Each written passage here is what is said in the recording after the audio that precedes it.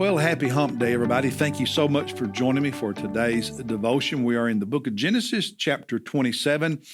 And yesterday I mentioned that in my journal, after reading this chapter, I wrote, there is no redeeming quality in this chapter. I mean, think about it.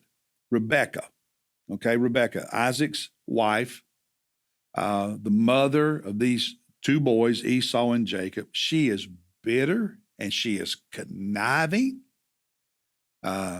deceiving her husband and her own son, Esau.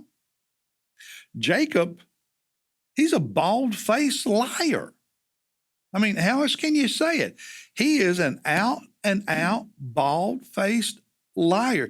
It's hard to like either of them when you read this chapter. Now, don't over-spiritualize it. Let's just be real.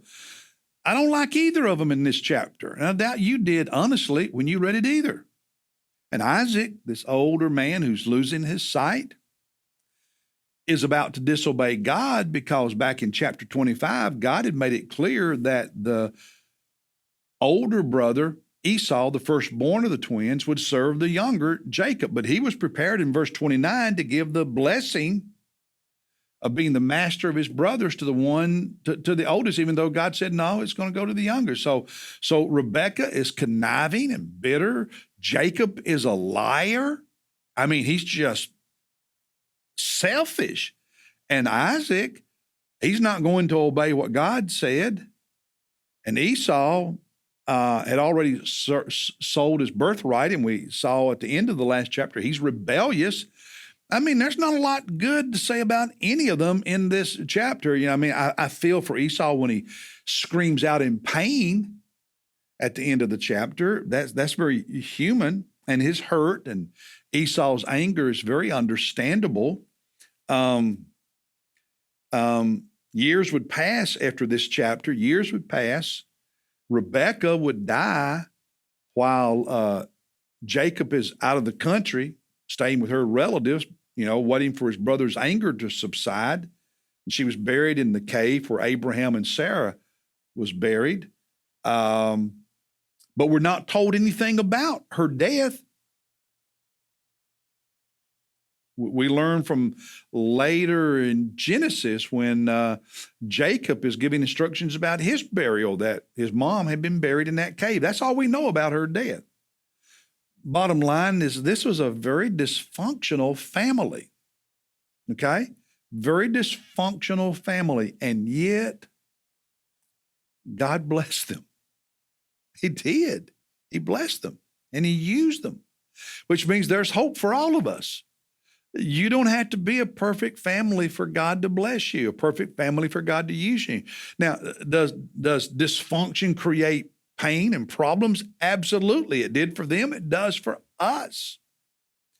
But God works in the lives of messed up, imperfect people, and I'm glad he does. Now, devotionally, what I want to speak to you about briefly is verses 28 and 29. This is the blessing that Isaac gave to Jacob, thinking he was giving it to Esau. But I want you to notice the blessing. Verse 28. Now may God give you of the dew of heaven, and of the fatness of the earth, and an abundance of grain and new wine. He's agricultural society. Hey, may your crops be, bumper crops every year. Verse 29. May people serve you, and nations bow down to you. Be master of your brothers, and may your mother's sons, i.e., his other brothers, bow down to you. Cursed be those who curse you, and blessed be those who bless you. And devotionally, what I want to say is there is power in the words that parents speak to their children. And I think in some ways that's especially true when it comes to fathers. There is power for good or ill in the words that dads speak to their children. There is a practice in the Old Testament of dads in particular blessing their children. Not just one of them, but and I want to say to us, don't just bless one of your children. Bless all your children. Speak words. If I could be a young man and raise kids again, I would pay more attention to this, the power of words that we speak to our kids, about our kids, and over our kids.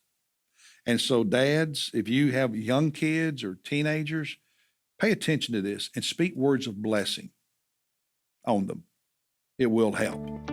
It will make a difference. And that's the brief devotional thought today. I'll see you tomorrow as we look at chapter 28, everybody. God bless you.